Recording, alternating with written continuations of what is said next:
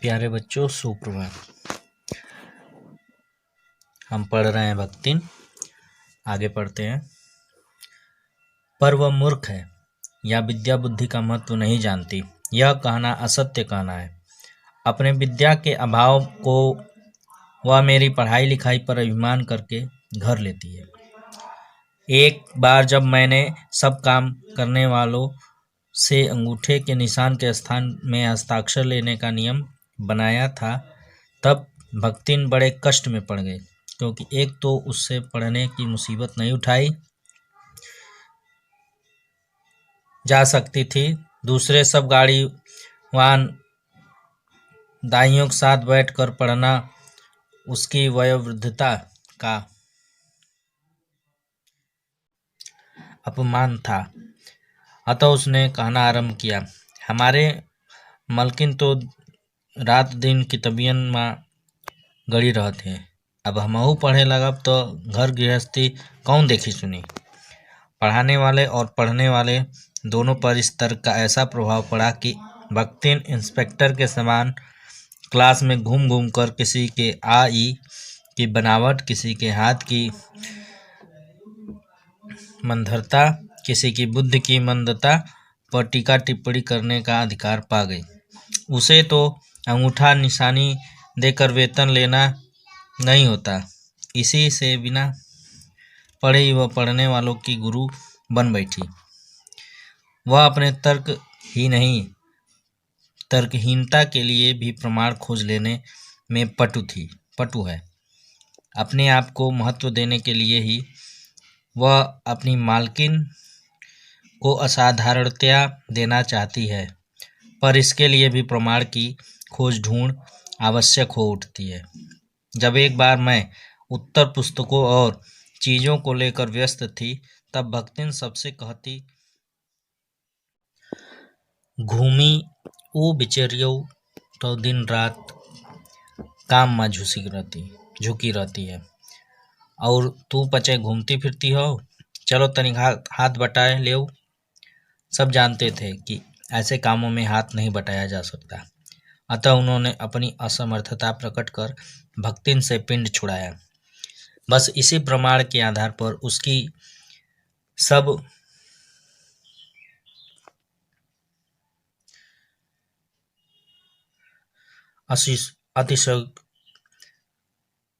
अतिशयोक्तियां अमरबेल सी फैलने लगी। उसकी मालकिन जैसा काम कोई जानता ही नहीं, इसी से तो बुलाने पर भी कोई हाथ बटाने की हिम्मत नहीं करता। पर वह स्वयं कोई सहायता नहीं दे सकती। इसे मानना अपनी हीनता स्वीकार करना है। इसी से वह द्वार पर बैठकर बार बार कुछ काम बताने का आग्रह करती है, कभी उत्तर पुस्तकों को बांधकर, कभी अधूरे चित्रों को कोने में रखकर, कभी रंग की प्याली धोकर और कभी चटाई को आंचल से झाड़कर। वह जैसी सहायता पहुंचाती है, उससे भक्तिन का अन्य व्यक्तियों से अधिक बुद्धिमान होना प्रमाणित हो जाता है। वह जानती है कि जब दूसरे मेरा हाथ बटाने की कल्पना तक नहीं कर सकते, तब वह सहायता की इच्छा को क्रियात्मक रूप देती है। इसी से मेरी किसी पुस्तक में के प्रकाशित होने पर उसके मुख पर प्रसन्नता की आभा वैसी उद्घाटित हो उठती है, जैसे स्विच दबाने से बल्ब में छिपा आलोक।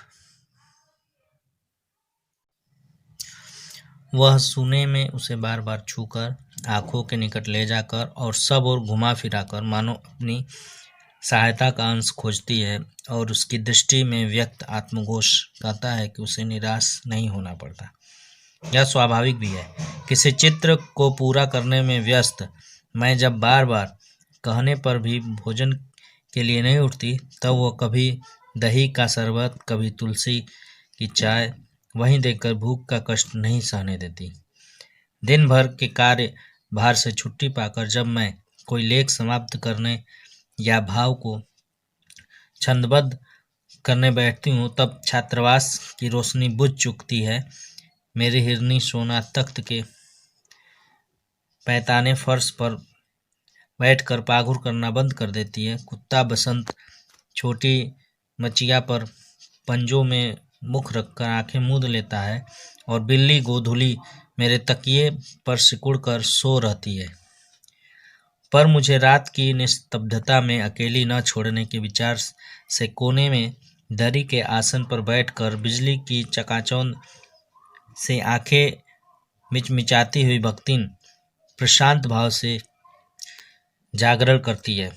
वह ऊँगती भी नहीं, क्योंकि मेरे सिर उठाते ही उसकी धुंधली दृष्टि मेरी आँखों का अनुसरण करने लगती है। यदि मैं सिरहाने रखे रैक की ओर देखती हूँ तो वह उठकर आवश्यक पुस्तक का रंग पूछती है। यदि मैं कलम रख देती हूँ तो वह स्याही उठा लाती है, और यदि मैं कागज एक ओर सरका देती हूँ तो वह दूसरी फाइल टटोलती है। बहुत रात गए सोने पर भी मैं जल्दी ही उठती हूँ, और भक्तिन को तो मुझसे भी पहले जागना पड़ता है। सोना उछल कूद के लिए बाहर जाने को आकुल रहती है। बसंत नित्य कर्म के लिए दरवाज़ा खुलवाना चाहता है और गोधूली चिड़ियों की चहचहाट में शिकार का आमंत्रण सुन लेती है। मेरे भ्रमण को भी एकांत साथिन भक्तिन ही रहती है। बद्री केदार आदि के ऊंचे नीचे और तंग पहाड़ी रास्ते में जैसे वह हट करके मेरे आगे चलती रही है, वैसे ही गांव की धूल भरी पगडंडी पर मेरे पीछे रहना नहीं भूलती।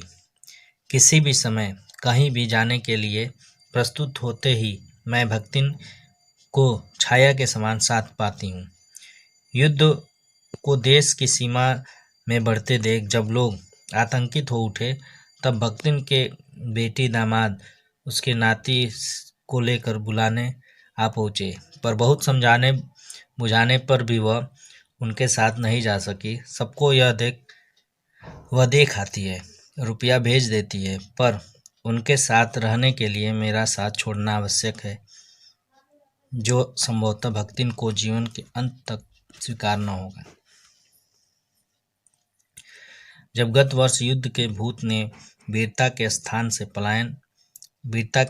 में पलायन वृत्ति जगा दी थी, तब भक्तिन पहली वह सेवक की विनीत मुद्रा के साथ मुझसे गांव चलने का अनुरोध करने आई। वह लकड़ी रखने के मचान पर अपनी नई धोती बिछाकर मेरे कपड़े रख देती, दीवार में कीले गाड़कर और उन पर तख्ती रखकर मेरी किताबें सजा देती। धान के पुआल का गोंदरा बनवाकर और उस पर अपना कंबल बिछाकर वह मेरे सोने का प्रबंध करेगी। मेरे रंग स्याही आदि की नई हंडिया में सजोकर रख देगी और कागज पत्री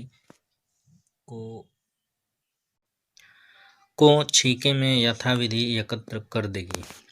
मेरे पास वहां जाकर रहने के लिए रुपया नहीं है। यह मैंने भक्तिन के प्रस्ताव को अवकाश न देने के लिए कहा था, पर उसके परिणाम ने मुझे विस्मित कर दिया। भक्तिन के परम रहस्य का उद्घाटन करने की मुद्रा बनाकर और पोपला मुंह मेरे कान के पास लाकर हौले हौले बताया कि उसके पास 5 बीसी और 5 रुपया गड़ा रखा है, उसी से वह सब प्रबंध कर लेगी। फिर लड़ाई तो कुछ अमरौती खाकर आई नहीं है। जब सब ठीक हो जाएगा तब यहीं लौट आएंगे।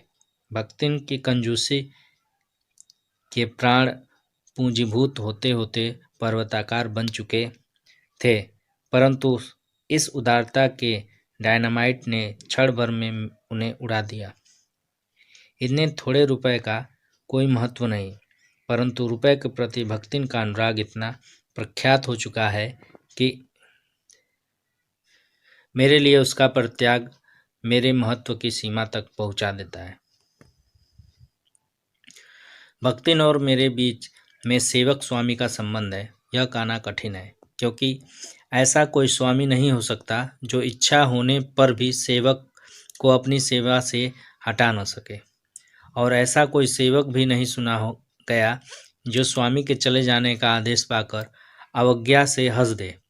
भक्तिन को नौकर कहना उतना ही असंगत है जितना अपने घर में बारी बारी से आने जाने वाले अंधेरे उजाले और आंगन में फूलने वाले गुलाब और आम को सेवक मानना। वे जिस प्रकार एक अस्तित्व रखते हैं जिसे सार्थकता देने के लिए ही हमें सुख दुख देते हैं, उसी प्रकार भक्तिन का स्वतंत्र व्यक्तित्व अपने विकास के परिचय के लिए ही मेरे जीवन को घेरे हुए है। परिवार और परिस्थितियों के कारण स्वभाव में जो विषमताएं उत्पन्न हो गई हैं, उनके भीतर से एक स्नेह और सहानुभूति की आभा फूटती रहती है। इसी से उसके संपर्क में आने वाले व्यक्ति उसमें जीवन की सहज मार्मिकता ही पाते हैं। छात्रावास की बालिकाओं में से कोई अपनी चाय बनवाने के लिए देहली पर बैठी रहती है, कोई बाहर खड़ी मेरे लिए बने नाश्ते को चख कर उसके स्वाद की विवेचना करती रहती है। मेरे बाहर निकलते ही सब चिड़ियों के समान उड़ जाती हैं और भीतर आते ही यथास्थान विराजमान हो जाती हैं। उन्हें आने में रुकावट न हो। संभवतः इसी से भक्तिन अपना दोनों जून का भोजन सवेरे ही बनाकर ऊपर के आले में रख देती है और खाते समय चौके का एक कोना धोकर पाक छत के सनातन नियम से समझौता कर लेती है। मेरे परिचितों और साहित्यिक बंधुओं से भी भक्तिन विशेष परिचित है, पर उनके प्रति भक्तिन के सम्मान की मात्रा उनके सम्मान की मात्रा पर निर्भर है और सद्भाव उनके प्रति मेरे सद्भाव से निश्चित होता है। इस संबंध में भक्तिन की सहज बुद्धि विस्मित कर देने वाली है। वह किसी को आकार, प्रकार और वेशभूषा से स्मरण करती है और किसी को नाम के अपभ्रंश द्वारा। कवि और कविता के संबंध में उसका ज्ञान बढ़ा है, पर आदर भाव नहीं। किसी के लंबे बाल और अस्त व्यस्त वेशभूषा देखकर वह कह उठती है, का वो कवित्व लिखे जानत है, और तुरंत ही उसकी अवज्ञा प्रकट हो जाती है। तब वो कुछो करिहें धरिए ना, बस गली गली गाउन बजाउन फिरिहें। पर सबका दुख उसे प्रभावित कर सकता है।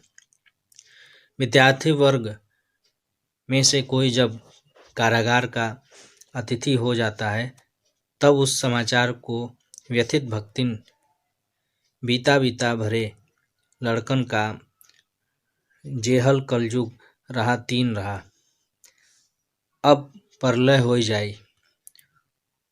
उनकर भाई का बड़े लाट कर लड़े का चाही, कह कर दिन भर सबको परेशान करता है। बापू से लेकर साधारण व्यक्ति तक सबके प्रति भक्तिन की सहानुभूति एक रस मिलती है। भक्तिन के संस्कार ऐसे हैं कि वह कारागार से वैसे ही डरती है जैसे यमलोक से। ऊंची दीवार देखते ही वह आंख मूंद कर बेहोश हो जाना चाहती है। उसकी यह कमजोरी इतनी प्रसिद्धि पा चुकी है कि लोग मेरे जेल जाने की संभावना बता बताकर उसे चिढ़ाते रहते हैं। वह डरती नहीं, यह कहना असत्य होगा, पर डर से भी अधिक महत्व मेरे साथ का ठहरता है। चुपचाप मुझसे पूछने लगती है कि वह अपनी कैद होती साबुन से साफ कर ले, जिससे मुझे वहाँ उसके लिए लज्जित न होना पड़े। क्या क्या सामान बांध लें जिससे मुझे वहाँ किसी प्रकार की असुविधा न हो सके।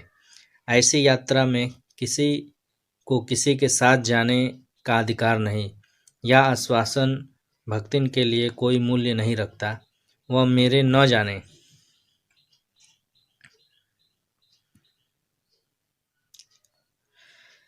की कल्पना से इतनी प्रसन्न नहीं होती जितनी अपने साथ न जा सकने की संभावना से अपमानित।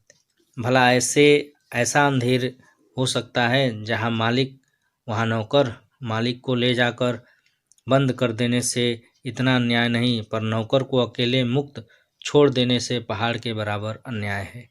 ऐसा अन्याय होने पर भक्तिन को बड़े लाट तक लड़ना पड़ेगा।